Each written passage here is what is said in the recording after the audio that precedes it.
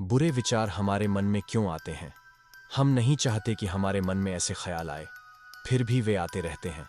मन हमारा सबसे बड़ा मित्र है और सबसे बड़ा शत्रु भी। जब हम अपने मन के अनुसार चलते हैं तो वह हमें भटका सकता है, लेकिन जब हम अपने मन को संतुलित कर लेते हैं तो जीवन में हर चीज को पाने में सक्षम हो जाते हैं। हम अपने मन में आने वाले गंदे विचारों को रोकने की कोशिश करते हैं, लेकिन जितना हम उन्हें रोकने की कोशिश करते हैं उतने ही अधिक वे हमारे अंदर प्रवेश करते हैं। हम जितना किसी चीज से दूर भागते हैं वह चीज उतनी ही हमारे पास आती है। इसीलिए उस चीज से दूर भागने की बजाय उस पर संतुलन बनाए रखना जरूरी है। एक बार एक युवक गौतम बुद्ध के पास आया और उनसे बोला, हे बुद्ध, मेरे मन में इतने गंदे विचार क्यों आते हैं? मैं नहीं चाहता कि मेरे मन में ऐसे विचार आएं, लेकिन वासना के विचार हमेशा मेरे मन में चलते रहते हैं और मैं इनसे परेशान रहता हूं। इन विचारों के कारण मेरी ऊर्जा और समय बर्बाद होते हैं और कभी कभी मैं शांति से नहीं रह पाता। महिलाओं को देखकर मैं मोहित हो जाता हूं और खुद को रोक नहीं पाता। बुद्ध मुस्कुराए और उस युवक से पूछा, क्या तुम जानते हो कि वासना क्या है? लड़के ने उत्तर दिया, बुद्ध, मुझे नहीं पता कि वासना क्या है, लेकिन मुझे यह जरूर लगता है कि यह कुछ बुरा है। तब बुद्ध ने कहा, सबसे पहले तुम्हें यह समझना होगा कि हमारे अंदर जो कुछ भी स्वाभाविक रूप से है वह बुरा नहीं है। इसका हमारे जीवन में किसी न किसी रूप में महत्व होता है। वासना भी कोई बुरी चीज नहीं है। यह हमारे मन की एक भावना है जो हमें किसी चीज की कमी का एहसास कराती है और हमें उस चीज की ओर आकर्षित करती है। उदाहरण के लिए, अगर आपके पास पैसे की कमी है तो आपके मन में पैसे पाने की वासना जागेगी। इसका मतलब यह नहीं है कि वासना बुरी है, बल्कि यह हमारे मन की जरूरत का एहसास है। जब यह जरूरत शारीरिक होती है तो हम इसे काम वासना कहते हैं। युवक ने पूछा, बुद्ध, अब मैं वासना का अर्थ समझ गया हूं, लेकिन कृपया बताइए कि यह कहां से आती है और कैसे आती है? गौतम बुद्ध ने कहा, वासना कहीं बाहर से नहीं आती, यह हमारे भीतर ही होती है और इसका होना जरूरी है ताकि मानव जाति का विस्तार हो सके। युवक ने पूछा, अगर यह हमारे अंदर है और जरूरी भी है तो लोग इसे गलत क्यों मानते हैं? बुद्ध ने उत्तर दिया, यही समस्या है। लोग वासना के बारे में गलत धारणाएं रखते हैं और इसे छुपाने या दबाने की कोशिश करते हैं। वासना अपने आप में गलत नहीं है, लेकिन इसका गलत तरीके से उपयोग करना गलत है। लोग अपनी पसंद की चीजों के पीछे भागने लगते हैं और हर समय उन्हीं के बारे में सोचते रहते हैं, जो कि गलत है। क्या तुम्हें पता है कि जानवर भी संभोग करते हैं? युवक ने उत्तर दिया, हां बुद्ध, जानवरों में भी वासना होती है, क्योंकि वे भी अपनी पीढ़ी को आगे बढ़ाने के लिए ऐसा करते हैं। बुद्ध ने कहा, तो फिर हम जानवरों की वासना को गलत क्यों नहीं मानते? युवक ने उत्तर दिया, मैं नहीं जानता महात्मा, कृपया आप ही बताइए। गौतम बुद्ध ने कहा, जानवर अपनी वासना का उपयोग केवल संतान उत्पत्ति के लिए करते हैं, न कि सुख प्राप्ति के लिए। प्रकृति ने उन्हें इतनी समझ नहीं दी है कि वे वासना को अपनी खुशी का आधार बना सकें। दूसरी ओर, मनुष्य अपनी समझ का उपयोग कर प्रकृति में मौजूद हर चीज को अपनी खुशी के लिए इस्तेमाल करने लगा है। हमने काम और वासना को अपनी खुशी का साधन बना लिया है, जबकि प्रकृति ने हमें इसे वंश को आगे बढ़ाने के लिए दिया है। लेकिन मनुष्य ने इसे अपने जीवन का अंतिम लक्ष्य बना लिया है और वासना को अनियंत्रित छोड़ देना गलत है। युवक ने पूछा, काम वासना हम पर हावी क्यों हो जाती है? ये बेलगाम क्यों हो जाती है? गौतम बुद्ध ने कहा, अब जो मैं तुम्हें बताऊंगा उसे ध्यान से सुनो। तुम्हें वासना का पूरा रहस्य समझ में आ जाएगा और तुम्हारे सभी सवालों के जवाब मिल जाएंगे। तुम्हें बस ध्यान से सुनना और समझना होगा। गौतम बुद्ध ने उस युवक से कहा, एक समय की बात है, एक गुरु और उनके शिष्य एक आश्रम में रहते थे। शिष्य प्रतिदिन भिक्षा लेने के लिए गांव में जाते थे। गांव जाने के रास्ते में एक नदी पड़ती थी जिसे पार करके उन्हें जाना पड़ता था। एक दिन शिष्य ने देखा कि एक लड़का पेड़ के पीछे छुपकर कुछ देख रहा है। शिष्य ने उससे पूछा, भाई, तुम यहां छुपकर क्या देख रहे हो? लड़के ने जवाब दिया, क्या तुम्हें वह नहीं दिख रहा जो मैं देख रहा हूं? शिष्य ने नदी की ओर देखा जहां कुछ लड़कियां पानी भर रही थीं। शिष्य ने लड़के से कहा, भाई, वे तो बस पानी भर रही हैं, इसमें छिपने की क्या जरूरत है? तब लड़का शिष्य की ओर देखकर बोला, अरे मूर्ख, तुम समझ नहीं रहे हो कि मैं क्या देख रहा हूं। वे परियां नदी से पानी भर रही हैं और तुम देख नहीं पा रहे हो कि उनके हर भाव में कितनी सुंदरता है। उनकी कोमल काया, बर्तन उठाते समय उनकी पतली कमर का लचकना और उनके बालों का कमर पर लहराना, यह सब कितना आकर्षक है। शिष्य ने फिर से नदी की ओर देखा और इस बार वह देखता ही रह गया। पहले तो उसे कुछ भी विशेष नहीं दिखाई दिया था और वह पूरी तरह निडर था, लेकिन अब वह छिपने लगा और उन लड़कियों को ऐसे देखने लगा जैसे उसने कोई अपराध किया हो। जब वह छिपकर उन्हें देख रहा था तो उसके भीतर एक अजीब सी घबराहट होने लगी। उसने अपने आप से कहा, यह मैं क्या कर रहा हूं, यह सही नहीं है, मुझे यहां से चले जाना चाहिए। वह जल्दी से वहां से चला गया और आश्रम पहुंचकर अपने काम में लग गया। लेकिन जो उसने देखा था वह बार बार उसकी आंखों के सामने आ रहा था। उसके दिमाग में वही दृश्य घूमने लगा और उसका मन फिर से देखने को ललचाया। अब उसका किसी भी काम में मन नहीं लगता था। अगले दिन वह फिर से सुबह सुबह भिक्षा लेने के लिए आश्रम से निकल पड़ा और नदी के पास उसी पेड़ के पास पहुंचा। वहां उसने देखा कि वह लड़का पहले से ही मौजूद था और दोनों छिपकर एक साथ उन लड़कियों को देखने लगे। यह अब उसकी रोज की आदत बन गई। उसका मन किसी भी काम में नहीं लगता था और वह हमेशा किसी न किसी विचार में खोया रहता था। शिष्य अब आश्रम के कार्य भी ठीक से नहीं कर पा रहा था।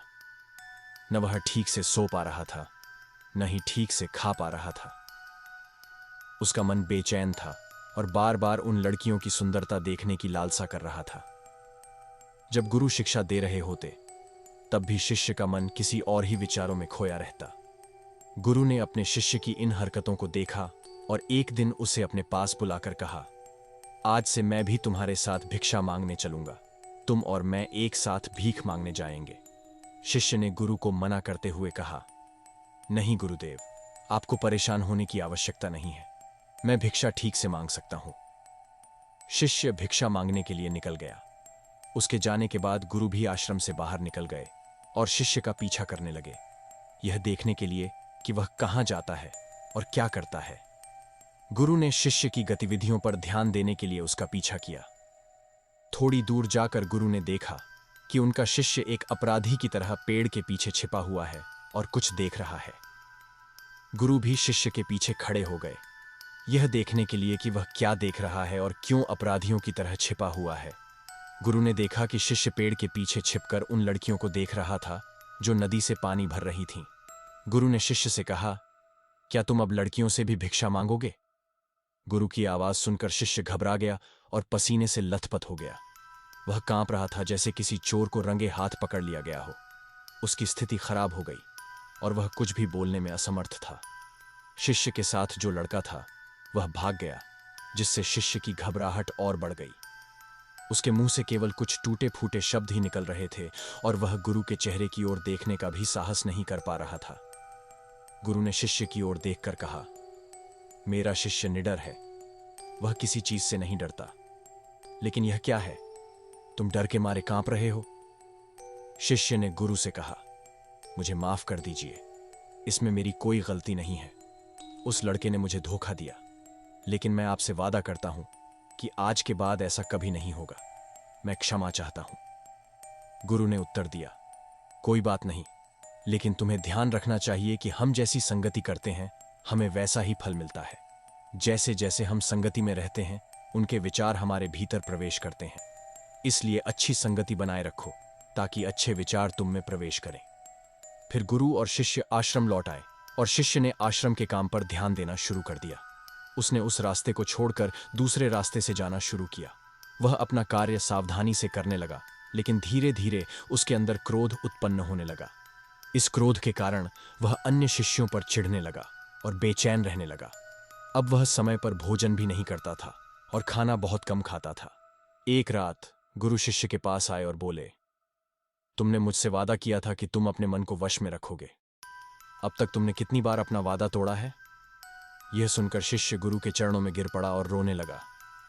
उसने रोते हुए कहा, गुरुदेव, मैंने कई बार अपना वादा तोड़ा है और हर बार वादा करता हूं, लेकिन फिर भी मैं उसे निभा नहीं पाता। यह मेरे वश में नहीं है। मैं अपने मन से बुरे विचारों को निकालने की बहुत कोशिश करता हूं, लेकिन चाहकर भी ऐसा नहीं कर पाता। गुरु ने शिष्य से कहा, मेरे साथ आओ। गुरु शिष्य को आश्रम के बगीचे में ले गए और कहा, देखो, यहां कुछ नाले हैं जिनसे नदी का पानी इन पौधों में आता है और यह लगातार बह रहा है। क्या तुम इस पानी के बहाव को रोक सकते हो? शिष्य ने कहा, हां गुरुदेव, मैं इसे रोक सकता हूं। शिष्य ने मिट्टी उठाकर नाले के किनारे डाल दी। पानी थोड़ी देर के लिए रुका, लेकिन जल्द ही मिट्टी के ऊपर से फिर से बहने लगा। गुरु ने शिष्य से कहा, यह क्या है? पानी रुका ही नहीं। शिष्य ने कुछ कंकड़ उठाए और नाले में डाल दिए। पानी थोड़ी देर के लिए रुका, लेकिन फिर उन कंकड़ों के ऊपर से बहने लगा। गुरु ने कहा, शिष्य, क्या हुआ? पानी फिर से आ गया है। तुम कह रहे थे कि इसे रोकोगे। क्या हम किसी चीज को पूरी तरह से रोक सकते हैं? शिष्य ने कहा, कोई बात नहीं गुरुदेव, मैं इसे पूरी तरह रोक कर दिखाता हूं। उसने एक बड़ा पत्थर लाया और नाले पर रख दिया। पानी रुक गया। शिष्य ने गर्व से गुरु से कहा, देखिए, मैंने पानी रोक दिया है। मैंने आपका वादा पूरा कर दिया।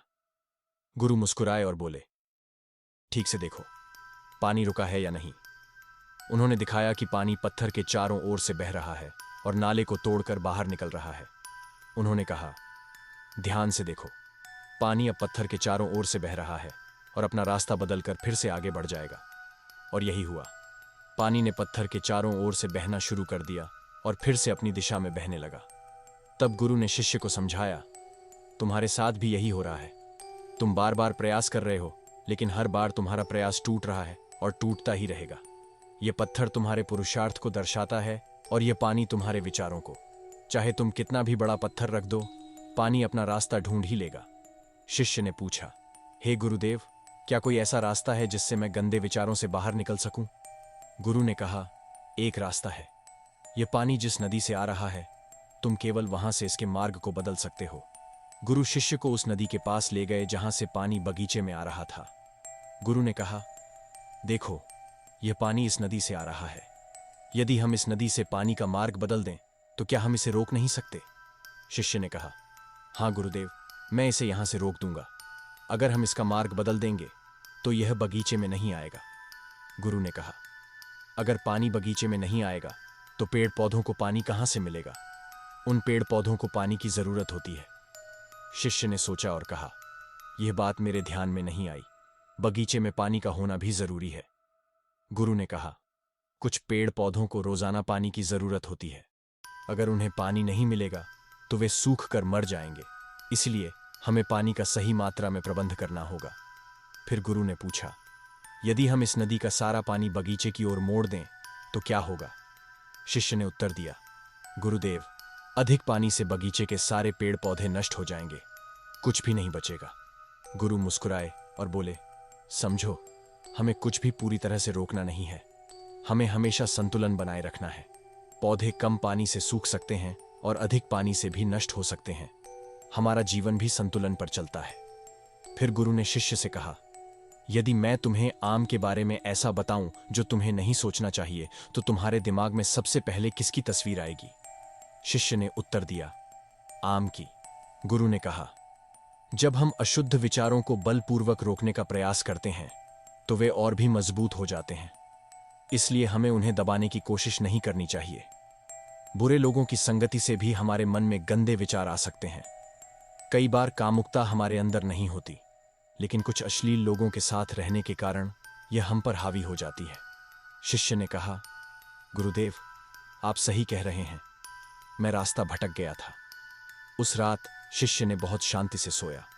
सुबह उसने अपना काम पूरी निष्ठा से किया और भिक्षा लेने के लिए उसी रास्ते से निकला जहां वह लड़का अभी भी पेड़ के पीछे छिपा हुआ था और लड़कियों को देख रहा था। शिष्य ने उस नदी पर जाकर लड़कियों से पानी मांगा। एक लड़की ने उन्हें पानी दिया और उनके पैर छुए। शिष्य ने उन्हें आशीर्वाद दिया, आप स्वस्थ रहें और आपकी मानसिकता सकारात्मक ऊर्जा से भर जाए। उसके चेहरे पर एक ऐसी मुस्कान आ गई मानो उसे खोई हुई चीज वापस मिल गई हो। फिर वह अपने रास्ते पर वापस जाने लगा। तभी पेड़ के पीछे छिपा लड़का शिष्य के पास आया और बोला, क्या बात है, आज तुमने करीब से देखा है। तुम तो मुझसे भी आगे निकल गए हो। शिष्य ने जवाब दिया, हम अक्सर दूसरों को देखने में लगे रहते हैं और खुद पर ध्यान नहीं देते। किसी एक को पसंद कर उससे बात करो। अगर वह भी तुम्हें पसंद करती है तो शादी कर लो, लेकिन उससे पहले खुद को पहचानो और कुछ बनो। अपना समय और ऊर्जा बर्बाद मत करो। लड़का शिष्य की सलाह मानने लगा और रोज उससे मिलने लगा। शिष्य ने उसे नदी पर न जाने के लिए प्रेरित किया और लड़का अपने जीवन में कुछ बनने के लिए संघर्ष करने लगा। फिर बुद्ध ने युवक से पूछा, क्या तुम्हें अपने सभी प्रश्नों के उत्तर मिल गए? युवक ने कहा, हाँ महात्मा जी, धन्यवाद। बुद्ध ने कहा, जब तुम्हारे मन में गंदे विचार आए तो खुद को दोषी मत मानो। यह शरीर है और इसने हजारों वर्षों से यह सब सीखा है। यह सिर्फ सोचने या शपथ लेने से नहीं बदलता। तुम्हारे पास वह शक्ति और ऊर्जा है जिसका तुम्हें संतुलन में उपयोग करना है। तुम एक जीवित ऊर्जा हो जो कुछ भी अनुभव करने के लिए स्वतंत्र है, इसलिए खुद को जानो। इस कहानी से हमें यह सीख मिलती है कि हमारे विचार बहुत महत्वपूर्ण होते हैं। हमारे विचार ही हमारे भविष्य की दिशा तय करते हैं। हमें अपने मन में पूरी ताकत से सकारात्मक विचारों को अपनाना चाहिए ताकि हम सही दिशा में आगे बढ़ सकें और एक सफल जीवन की ओर कदम बढ़ा सकें।